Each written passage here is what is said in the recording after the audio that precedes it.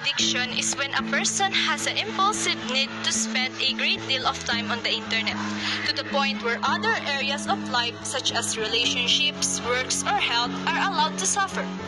The person becomes dependent on using the internet and needs to spend more and more time online to achieve the same high. There is a range of behaviors that can be referred to as internet addiction. Other terms for this addiction include internet addiction disorder or IAD and net addiction. Generally speaking, surveys suggest that males who are addicted to spending time online tend to prefer viewing pornographic websites, while males are attached to chat rooms for making platonic and cybersexual relationships.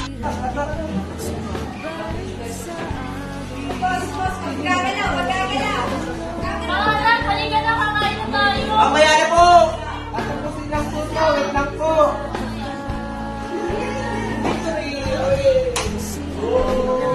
Swade, swade.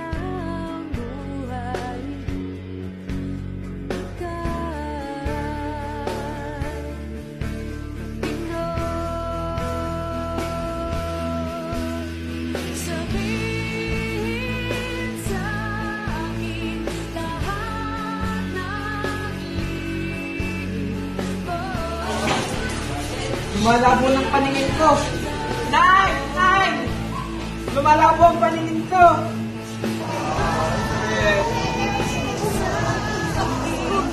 Nay! Oh!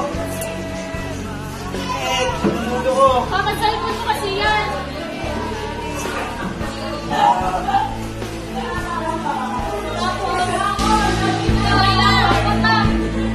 Promotes time management.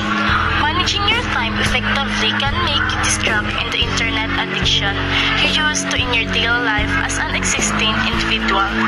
The benefits of having time management are it can help you organize your tasks as well as your lifestyle. It will be beneficial to your mental health due to the fact that you have nothing to multitask about.